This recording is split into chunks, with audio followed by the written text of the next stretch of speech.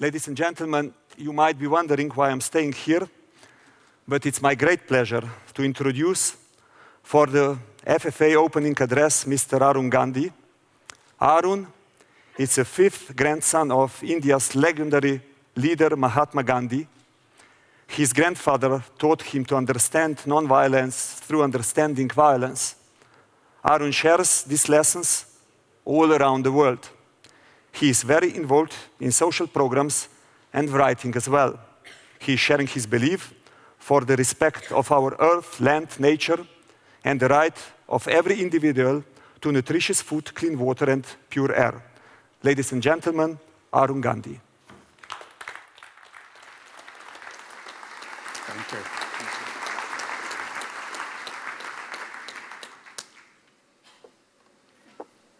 Good morning, and thank you very much. It's a great pleasure to be here, to be able to share with all of you some of my understanding of my grandfather's philosophy. Actually, when I got the invitation to come to this conference, I was both honored and surprised. I was honored for obvious reasons, but surprised that a gathering of people discussing agriculture would be interested in the philosophy of nonviolence. And then I realized that there is a connection, because I call myself a peace farmer. And so as a farmer, I'm part of this group of agriculturists. The only difference is that I've been planting seeds of peace, and I hope those seeds will germinate and we can get a good crop of people.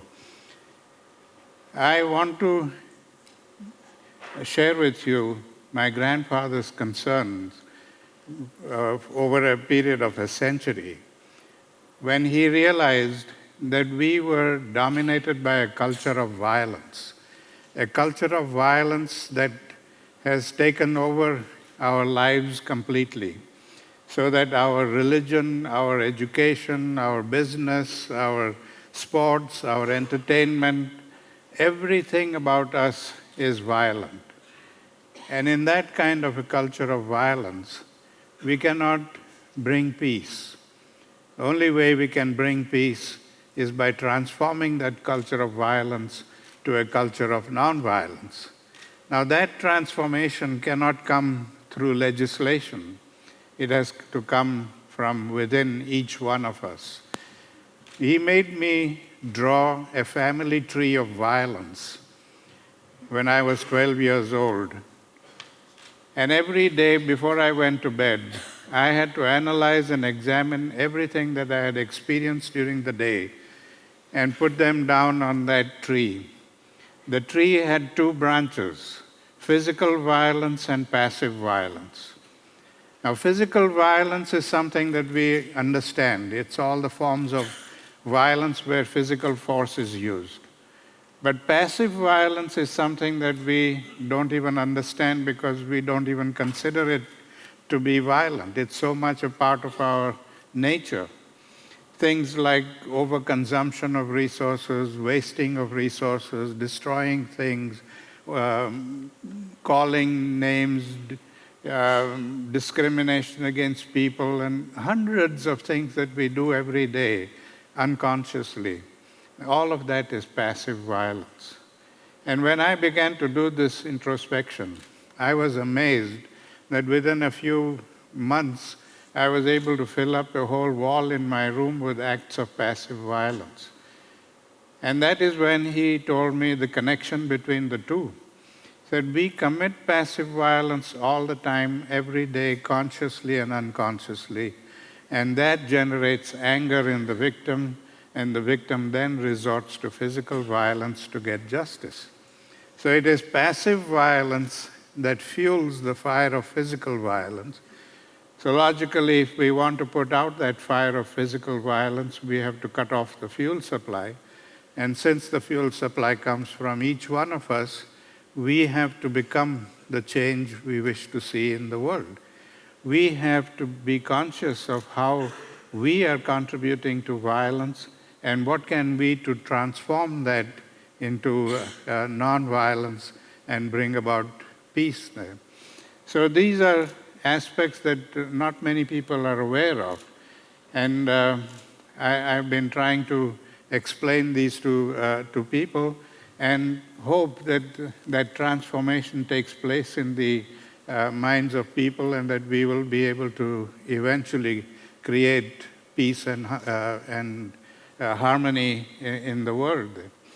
But it's also the important factor that corporations and all of us who are involved in business look beyond making profits to how can we bring about that peace and transformation. Today, more than half of the world is living in abject poverty all over. Many of them don't even have a square meal. Children are growing up without any future. They have nothing to eat. I have been working with children in India who come from extreme poverty, and I was amazed at what they have been eating for all these years. No nutrition at all, and they were just eating things that they picked up in the garbage.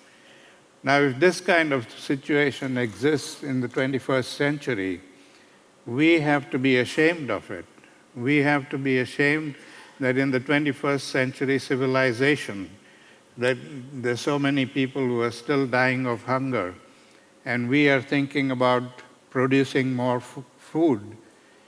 It's good to produce more food, but we cannot just continue to produce food that only the rich can buy. We have to ensure that everybody has the ability to buy food, because my grandfather believed that the four essentials, food, water, air, and shelter, are human rights. And when we deny these rights to human beings because they can't afford it, because we produce things only for those who can afford to buy things, then we are not being true to civilization. We are not being helpful to creating a peaceful atmosphere. So I don't know how this organization can do, except for what my grandfather believed in, that all of us must involve ourselves in constructive action.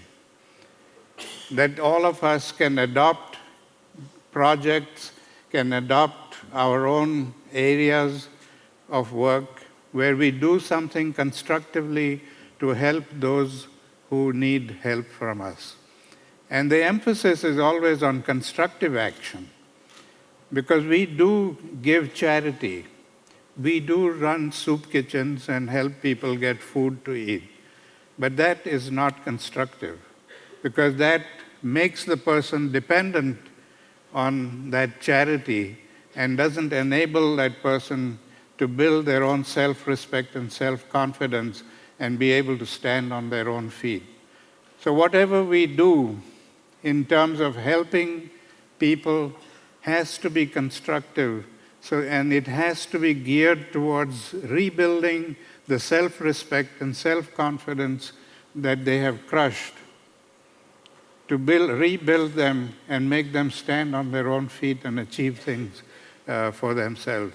I could narrate several incidences which we have done over the years in India, but I don't have the time, and maybe on another occasion I will do this and share with you.